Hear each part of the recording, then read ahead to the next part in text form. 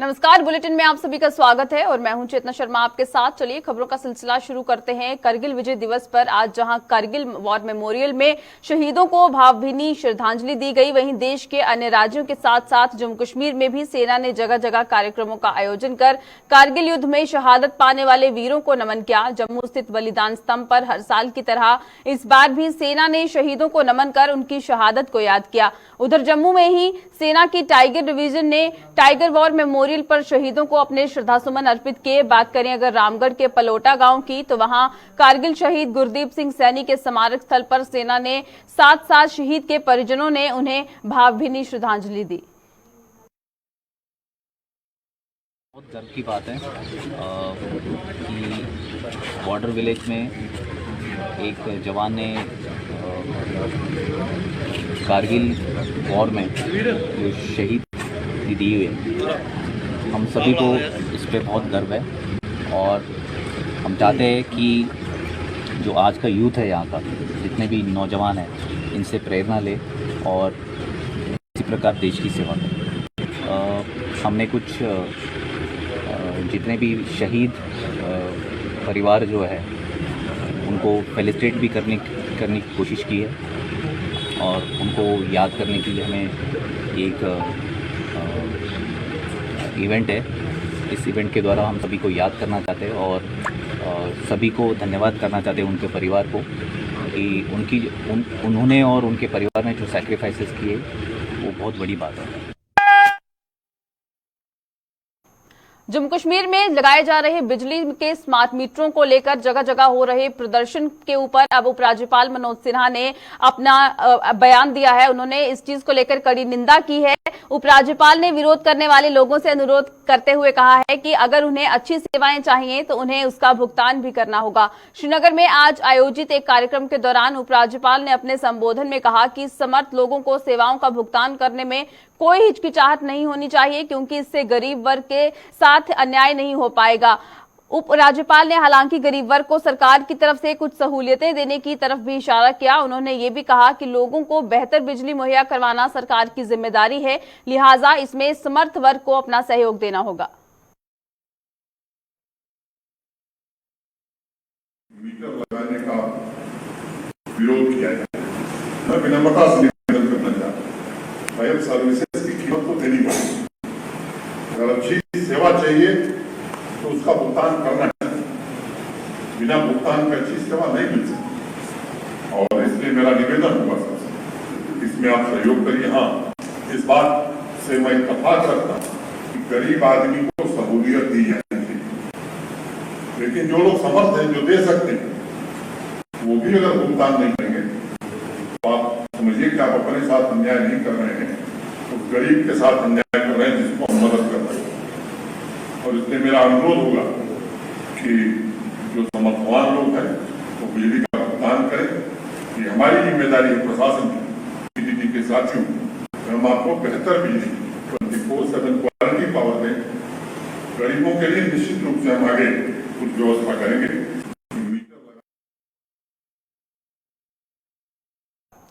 अपनी पार्टी के सदर सईद अल्ताफ बुखारी ने उनके द्वारा स्टेट सब्जेक्ट पर दिए गए बयान को लेकर अब एक बार फिर एक बयान जो है वो दिया है। उसमें उन्होंने कहा है कि जिस तरह से बाकी पार्टियां पीडीपी और नेशनल कॉन्फ्रेंस की जो प्रक्रिया जो है इस पर सामने आ रही है, जो पलटवार उनकी तरफ से किया गया है। श्रीनगर में आज पार्टी द्वारा आयोजित एक कार्यक्रम में भाग लेने के बाद पत्रकारों द्वारा पूछे गए सवाल के जवाब में स्टेट सब्जेक्ट अनुच्छेद 370 और 35A पर इन दोनों दलों के ज्ञान पर सवाल उठाए। बुखारी ने कहा कि वह इन दोनों दलों का भ्रम दूर करने को तैयार हैं, जिसके लिए उन्हें उनके साथ संवाद करना चाहिए। मैं करेक्ट करूं, अल्लाह के फजल से ये पार्टी वजूद में है। मैंने कहा इंशाअल्लाह अगर अल्लाह के फजल से हम लोग पावर में आए तो स्टेट सब्जेक्ट रेस्टोर किया जाएगा। जो हमारी स्टेट सब्जेक्ट शिनाख्ती हमारी दी जाती थी, स्टेट सब्जेक्ट जिनके पास है उनको स्टेट सब्जेक्ट ही से काम चलेगा और वो हमारी आइडेंटिटी को हम सब फख्र महसूस करते हैं कि हमारे पास स्टेट सब्जेक्ट सर्टिफिकेट है। कोई ताल्लुक नहीं है, वो कंफ्यूज्ड है। उनको ये स्टेट गवर्नमेंट का इख्तियार है, उनको कहिए मेरे पास आए, मैं उनको थोड़ा सा क्लैरिटी में लाऊंगा, क्यों वो कंफ्यूजन में है। अभी जो 5 अगस्त 2019 को सानिया हुआ ना, शायद वो ख्वाब गफलत में भी ये नहीं सोच रहे थे कि उनको लगता था इक़्तिदार उनकी मुट्ठियों में है और वो जो चाहेंगे दिल्ली को शायद डुबकी उसको कहते हैं ना, जिस तरह बंदर नाचता है ना, ये बंदर की तरह नाचते थे। आज की बार मुझे लगता है इस बंदर को सुलाया है उन्होंने, तो जब नींद से उठेंगे हम।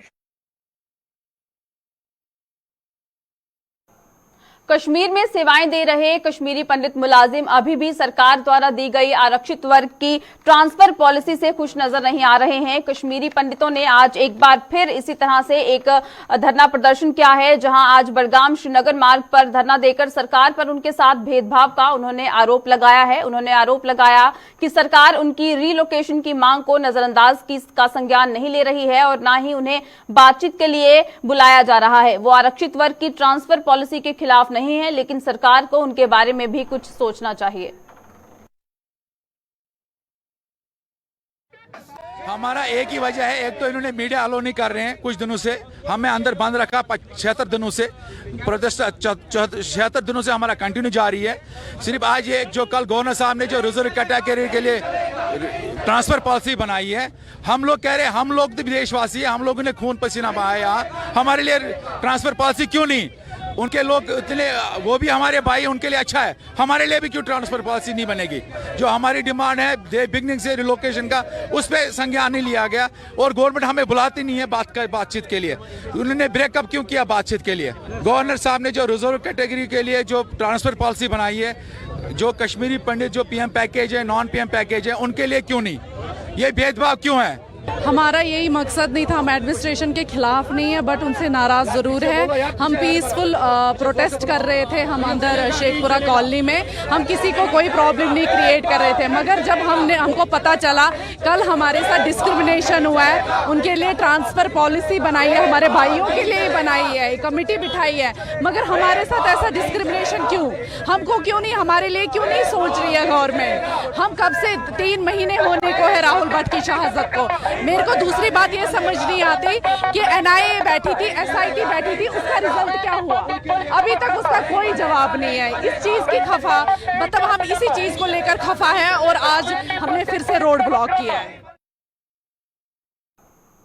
कांग्रेस नेता सोनिया गांधी आज एक बार फिर ईडी दफ्तर पहुंची और ईडी कार्यालय में उनके लिए जो आज पूछताछ उनके साथ जो की जा रही थी, उसके खिलाफ कांग्रेस पार्टी के लिए कांग्रेस पार्टी की तरफ से आज देश भर में धरना प्रदर्शन जो है ये किए गए और इन पार्टियों के नेताओं का गुस्सा 7वें आसमान पर पहुंच गया। कांग्रेस पार्टी ने देश भर में प्रदर्शन कर सोनिया गांधी को झूठे मामले में फंसाने का आरोप लगाया। जम्मू में कांग्रेस नेताओं और कार्यकर्ताओं ने पार्टी मुख्यालय के बाहर धरना देकर आरोप लगाया कि सोनिया गांधी पर लगाए गए आरोप पूरी तरह से बेबुनियाद हैं।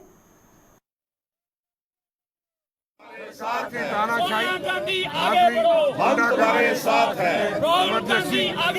हम तुम्हारे साथ हैं, खामोश नहीं हो सकता, हम तुम्हारे साथ नहीं हो सकता, उसके खिलाफ CBI इनको छोड़ दो। जाली परिवार या कानून के खिलाफ कोई आरोप पत्र कोई नहीं, FIR कोई नहीं, मुलाजमों को तनख्वाह दी गई। वो 1937 का अखबार था, पत्रकार और बाकी मुलाजमों को तनख्वाह दी गई, वो घोटाला, कोई पैसा खाया नहीं, कोई प्रॉपर्टी जीती नहीं। क्योंकि महंगाई पे काबू नहीं, बेरोजगारी पे काबू नहीं, तमाम जगह पे विफलता है। 80 रुपये का $1 हो गया है, मोदी सरकार विफल है, इसलिए वो कोशिश कर रहे हैं कि किसी बहाने से लोगों का ध्यान रखें। सोनिया जी आगे बढ़ो।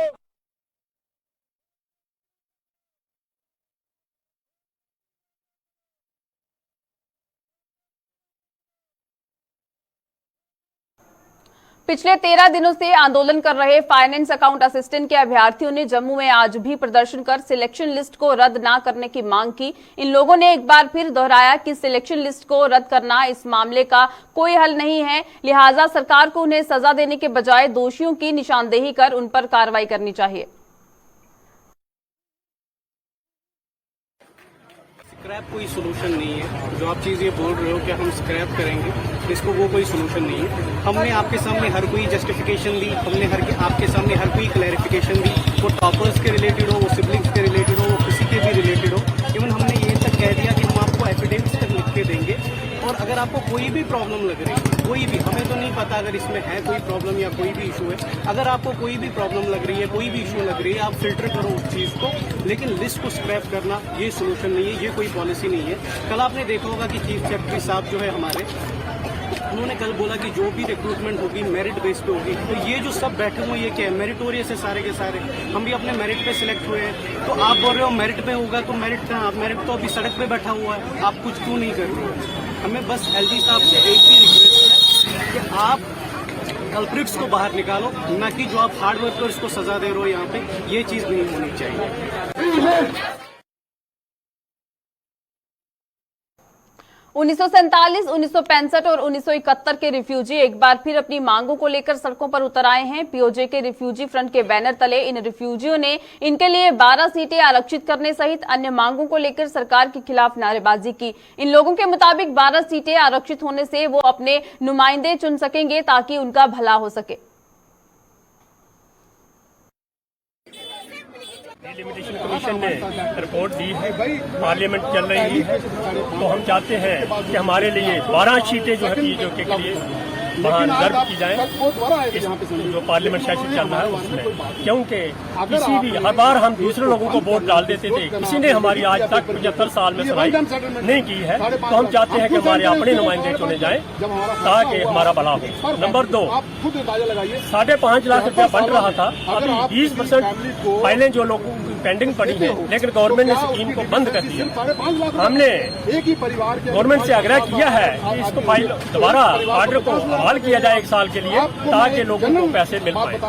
24.5 लाख रुपया जो बकाया हमारा है वो एक ही गो में सभी को एक ही बार दे दिया जाए। इसके अलावा रिफ्यूजी बोर्ड बनाया जाए ताकि लोगों की भलाई हो पाए। लोग गरीब जो है, इनके बच्चे पढ़ नहीं पाए हैं और गरीबी की दशा में घूम रहे हैं। कश्मीर अपनी पार्टी ने स्कॉस्ट जम्मू पर पहाड़ियों के साथ भेदभाव का आरोप लगाया है। अपनी पार्टी ने स्कॉस्ट में नॉन टीचिंग स्टाफ के पदों को भरने के लिए जारी की गई अधिसूचना का हवाला देते हुए इस यूनिवर्सिटी के वाइस चांसलर पर कई गंभीर आरोप लगाए। पार्टी की यूथ इकाई के उप प्रधान रफीक अहमद खान ने जम्मू में आज एक प्रेस कॉन्फ्रेंस के दौरान वाइस चांसलर पर 20 लाख पहाड़ियों से सौतेली मां का व्यवहार करने का आरोप लगाया। खान ने कहा कि भाजपा पहाड़ियों के दुख दर्द को दूर करने के लिए भले ही बड़े दावे कर रही है, लेकिन आज भाजपा के ही शासन में इस वर्ग को रुसवाई का सामना करना पड़ा है। जिस तरीके से शेर कश्मीर एग्रीकल्चर यूनिवर्सिटी ने जो नॉन टीचिंग स्टाफ की पोस्टें निकाली हैं, जिनमें 20 लाख पहाड़ी लोगों के साथ सौतेली मां का सलूक किया है, उसकी हम शदीद अल्फाज में मजम्मत करते हैं। और एग्रीकल्चर यूनिवर्सिटी के वाइस चांसलर से, शेर कश्मीर एग्रीकल्चर यूनिवर्सिटी के वाइस चांसलर से और साथ साथ एलजी इंतजामिया से अपील करते हैं कि पहाड़ियों को इंसाफ दिया जाए। जहां बीजेपी एक तरफ बड़े बड़े दावे करती है, पहाड़ियों के साथ प्यार और मोहब्बत जताने का काम करती है, वहीं उन्हीं की सरकार में, उन्हीं की एलजी एडमिनिस्ट्रेशन में जम्मू कश्मीर के नौजवानों के साथ और पहाड़ी लोगों के साथ सौतेली मां का सलूक किया जा रहा है, वो हम बर्दाश्त नहीं करेंगे। Jammu Kashmir electrical engineering graduates association ने अपनी कुछ मांगों का हवाला देते हुए सरकार से इन्हें जल्द पूरा करने की मांग की है। एसोसिएशन के प्रधान सचिन टिक्कू ने जम्मू में आज एक प्रेस कॉन्फ्रेंस के दौरान इन मांगों का हवाला दिया। क्या है ये मांगे, आइए आपको बताते हैं।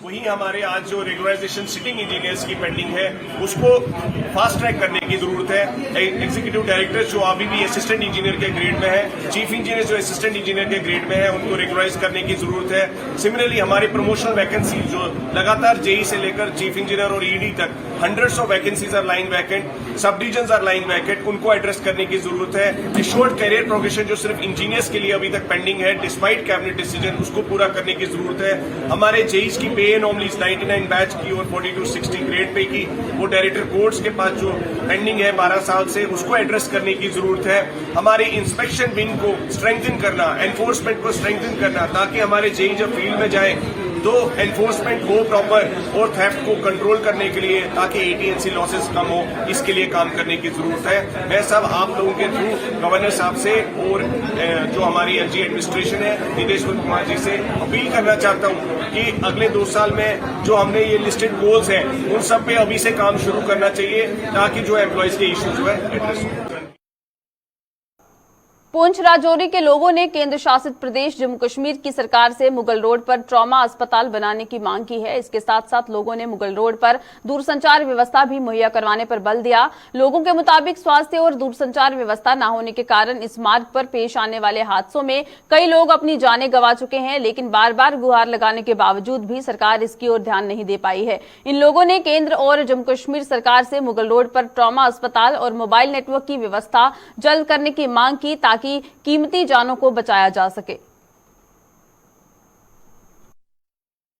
मुगलसराय का देखा जाए तो ये 40 किलोमीटर का जो स्ट्रेच है, ना तो इसमें कोई मेडिकल फैसिलिटी है और ना ही नेटवर्क है। ये बहुत इंपॉर्टेंट चीज़ें हैं, दोनों बड़ी ज़रूरी चीज़ें हैं। कम से कम नेटवर्क होना चाहिए। अगर वहाँ कोई किसी के साथ हादसा हो जाता है तो उसका, तो मैं कहता हूँ उसका मरना तय है, क्योंकि वो नेटवर्क की रेंज में ही नहीं, वो नेटवर्क को उसकी इन्फॉर्मेशन ही नहीं पहुँचती है। बहुत ज़रूरी है यहाँ पे एक नेटवर्क फैसिलिटी होनी चाहिए और एक मेडिकल फैसिलिटी, दोनों ये बहुत ज़रूरी है, नहीं तो यहाँ लोग बिना मौत मरते हैं। ये मेरी एलजी गवर्नर से यही इल्तिजा है कि यहाँ मेडिकल फैसिलिटी का जल्द से जल्द इंतजाम किया जाए। देखिए जी, मुगलसराय का इशू है, ये नया इशू नहीं है। ये 2019 में हमारे 11 बच्चे सुरनकोट से जो है वो उनकी भी डेथ हुई थी। बहुत ज़्यादा एक्सीडेंट होते हैं और सबसे बड़ी परेशानी यहाँ पे ये है कि यहाँ पे कम्युनिकेशन सिस्टम कोई नहीं है। और दूसरी बड़ी बात ये है कि यहाँ पे कोई ट्रामा सेंटर नहीं है। मैंने 2019 में जम्मू कश्मीर हाई कोर्ट में एक PIL की थी, Intekhab Ahmed Qazi versus union territory of Jammu and Kashmir. उस PIL में मैंने स्पेशल ट्रामा सेंटर जो है मुगल रोड पे की जो है वो इस्तदा किया है ऑनरेबल हाई कोर्ट से, और वो भी पेंडिंग है। तो अथॉरिटीज इस पे बेसिकली जो है स्लीपिंग है। मेरी गवर्नमेंट ऑफ इंडिया और particularly government of union territory of Jammu and Kashmir से रिक्वेस्ट है कि एक तो कम्युनिकेशन सिस्टम अपडेट किया जाए यहाँ पे मुगलसराय पे, और दूसरे एक एडवांस ट्रॉमा सेंटर दिया जाए, क्योंकि वहाँ पे कम्युनिकेशन की लैक की वजह से जब तक बंदे को सुरनकोट या शोपियां में शिफ्ट किया जाता है तो बंदों की डेथ हो जाती है और ब्लीडिंग की वजह से इंतकाल कर जाते हैं। 30 से यही रिक्वेस्ट है कि यहाँ पे एक तो कम्युनिकेशन सिस्टम अपडेट किया जाए और दूसरे एक एडवांस ट्रॉमा सेंटर जिसकी जो तर्ज PGI चंडीगढ़ की तरीके से होना चाहिए। ये है, एक तो चंडीगढ़ के उस पार जो है टावर की प्रॉब्लम है। टावर अगर होता और ट्रामा हॉस्पिटल हमारी मुगलसराय में होता तो ये जो 3 लोगों की जानें परसों गई हैं, खुदा न खास्ता ये लोग बच जाते हैं, ये बच भी जाते हैं। मैं सरकार द्वारा ये गुजारिश करूँगा आपके चैनल की वसादत से कि इस मुगलसराय पे टू वर्ड्स यहाँ से पशाना तक, पीर की गली तक और पीर की गली से लेके शपैयाँ तक, इसी दरमियान एक ट्रामा हॉस्पिटल होना चाहिए ताकि लोगों की जान और माल का तहफ़्फ़ुज़ हो सके, लोग बच सकें। और मुगलसराय पर जब भी कोई इस किस्म का टू वर्ड्स मामला बन जाए फ़ौरन हॉस्पिटल में शिफ्ट किया जाए ताकि लोगों का बरवक्त इलाज हो जाए। आपके चैनल की आपका चैनल वैसे भी वक्तन वक्तन लोगों की आवाज़ को दोबारा करता है। मैं आपके चैनल का भी शुक्रिया अदा करता हूँ और आपके चैनल के ज़ूमों को ये गुजारिश करता हूँ कि गवर्नर इंतज़ामिया को गुजारिश की जाए कि वो जल्द ट्रामा हॉस्पिटल जो है वो मुगलसराय पर कायम किया जाए। वर्क जो है कम से कम 4 टावर लगने चाहिए। पहली बात तो ये कि मुगल रोड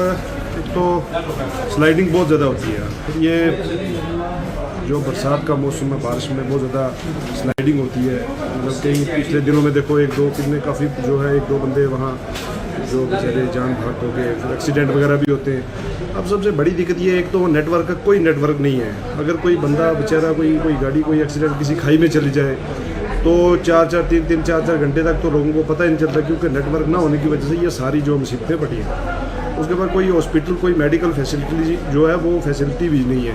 तो दूसरी बात ये है कि एम्बुलेंस का भी जो है वो कोई जो है, मैं उसमें यही कहूँगा, मैं DC साहब से भी मेरी ये रिक्वेस्ट है और LG साहब से भी कि 24/7 जो एम्बुलेंस 1-2 एम्बुलेंस मतलब होनी चाहिए पीर गली पशाना से लेकर चंडीगढ़ मुद्याज एरिया तक। तो नेटवर्क का जो है को उसका भी मतलब कोई टेक्निकली कोई वो देखें कि नेटवर्क हो कि कहीं किसी को कोई ऐसी कोई इंसिडेंट ऐसा कोई कैजुअल्टी हो जाए तो पता चल जाए, लोगों को एडमिनिस्ट्रेशन को पता चल जाए तो वो फौरी तौर जाके वो मतलब उस पर देख सके। ये जो कौमी शाहरा है मुगल रोड की, यहाँ पर बड़ी मुश्किल का सामना करना पड़ रहा है। जैसे कि हमें जो एक तो ट्रॉमा हॉस्पिटल नहीं है, ट्रॉमा हॉस्पिटल ना होने के कारण हमें बड़ी मुश्किलों का सामना करना पड़ता है। जैसे कि हमारे LG साहब ने हमें विश्वास भी दिलाया था और साथ में उनके कमिश्नर सेक्रेटरी भी थे कि यहाँ पर ट्रॉमा हॉस्पिटल जो है वो चंडीगढ़ में बनाया जाएगा, मगर आज तक वो ट्रॉमा हॉस्पिटल ना बनने के कारण जो भी यहाँ एक्सीडेंट होता है तो मरीज़ सुरनकोट लाते लाते उसकी मौत हो जाती है। नेटवर्क की बात करें, नेटवर्क पे क्या कहेंगे? नेटवर्क भी मैं नेटवर्क पर यही कहूँगा कि नेटवर्क की बहुत बड़ी समस्या है। तो कहीं किसी को कोई प्रॉब्लम हो जाती है तो नेटवर्क ना होने के कारण हम एक दूसरे से कनेक्टिविटी नहीं कर सकते, तो उसकी भी भारी समस्या है। मैं अपनी एलजी को और गवर्नमेंट से ये दरख्वास्त करूँगा और मैं स्पेशल तौर पर मिनिस्ट्री ऑफ कम्युनिकेशन से भी ये दरख्वास्त करूँगा कि जल्द से जल्द यहाँ टावर लगाए जाएँ जिससे कनेक्टिविटी बहाल हो।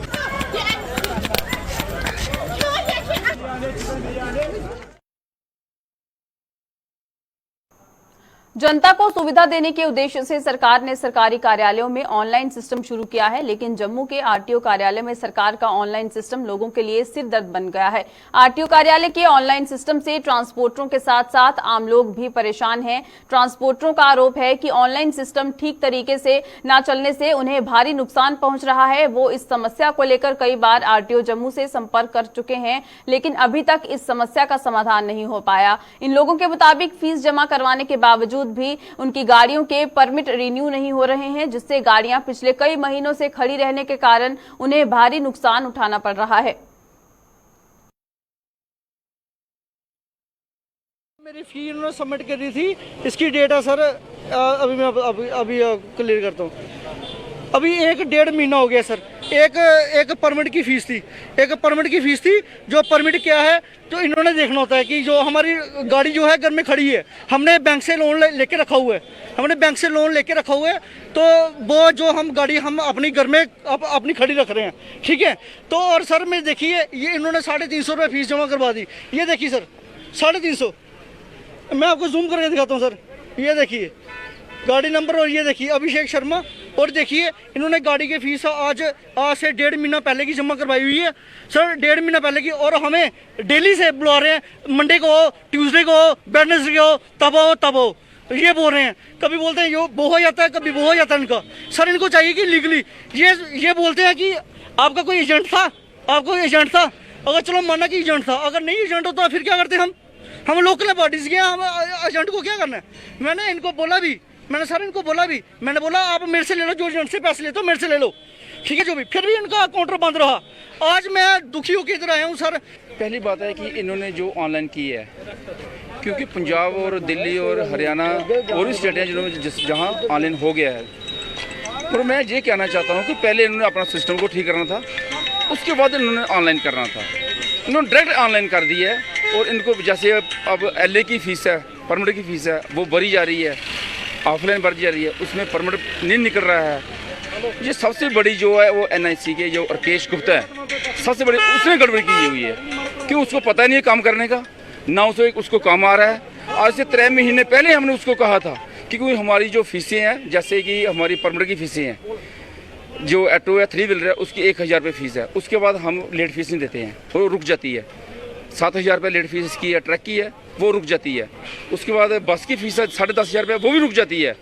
उससे अभी तक फीसें नहीं रुक रही हैं, और फीसें दिनों दिन बढ़ रही हैं। उसमें सिस्टम ही उन्होंने डाला हुआ रुकने का, और लोगों को यही परेशानी उठानी पड़ रही है, क्योंकि उनको लोगों को मतलब कि जैसे 7000 फीस है, 7000 के 20,000 25,000 रुपये फीस भरनी पड़ रही है।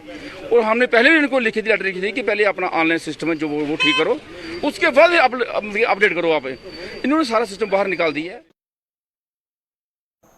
जम्मू कश्मीर सरकार सरकारी स्कूलों के बेहतर बनाने के लगातार दावे करते हुए लोगों को अपने बच्चों को सरकारी स्कूल में दाखिल करने का आह्वान भी कर रही है। हालांकि सरकार अपने स्कूलों में कितना सुधार कर पाई है, इसका जीता जागता नमूना देखने को मिल रहा है जम्मू के भलवाल जोन के हाई स्कूल बटेड़ा में, जहां बच्चों को अनसेफ बिल्डिंग में पढ़ने को मजबूर होना पड़ रहा है। स्थानीय सरपंच के मुताबिक वो कई बार स्कूल की इमारत की खस्ता हालत को लेकर शिक्षा विभाग के अधिकारियों से शिकायत कर चुके हैं, लेकिन अभी तक इमारत की मरम्मत को लेकर विभाग ने कोई कदम नहीं उठाया। वहीं छात्रों के मुताबिक इमारत की जर्जर हालत के चलते यहां कभी भी बड़ा हादसा पेश आ सकता है।